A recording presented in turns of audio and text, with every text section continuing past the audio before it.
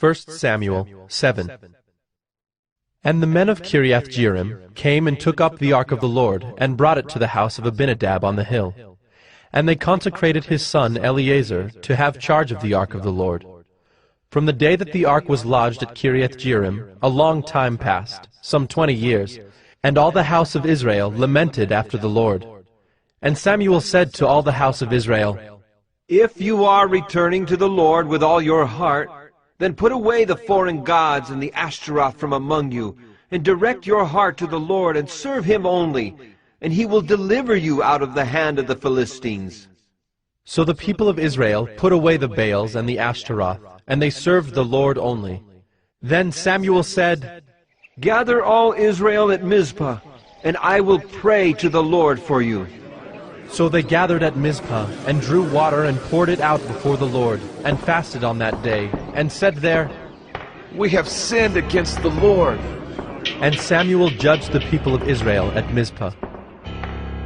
Now when the Philistines heard that the people of Israel had gathered at Mizpah, the lords of the Philistines went up against Israel. And when the people of Israel heard of it, they were afraid of the Philistines.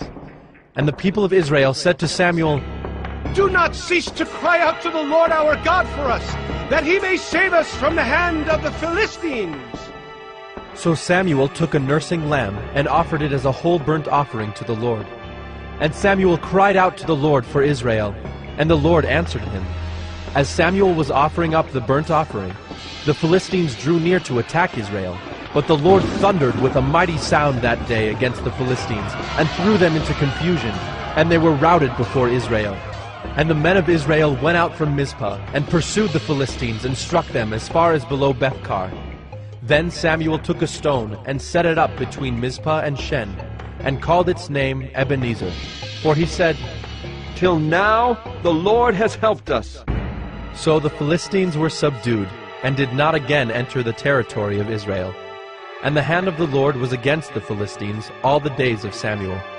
The cities that the Philistines had taken from Israel were restored to Israel, from Ekron to Gath, and Israel delivered their territory from the hand of the Philistines.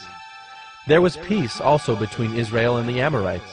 Samuel judged Israel all the days of his life, and he went on a circuit year by year to Bethel, Gilgal, and Mizpah, and he judged Israel in all these places.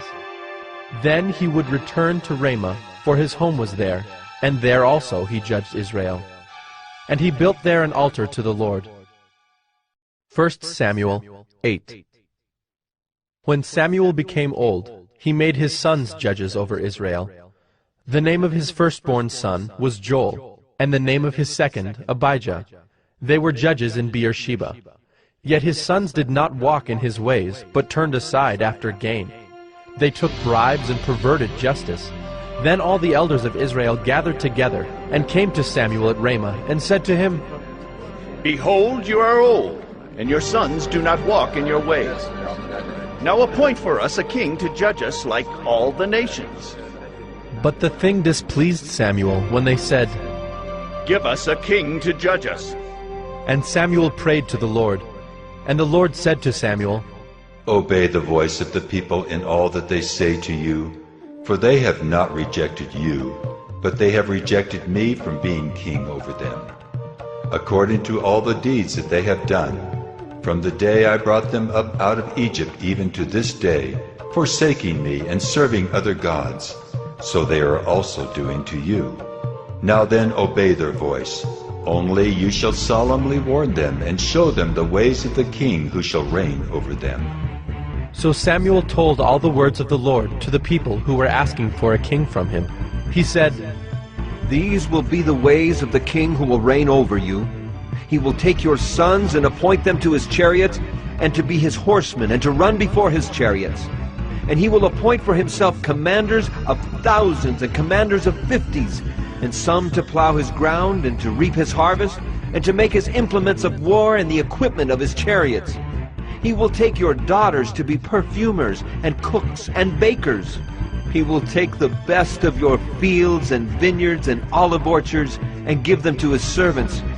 He will take the tenth of your grain and of your vineyards, and give it to his officers and to his servants.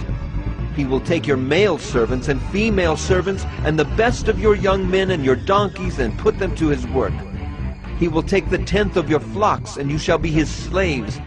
And in that day you will cry out because of your king, whom you have chosen for yourselves, but the Lord will not answer you in that day.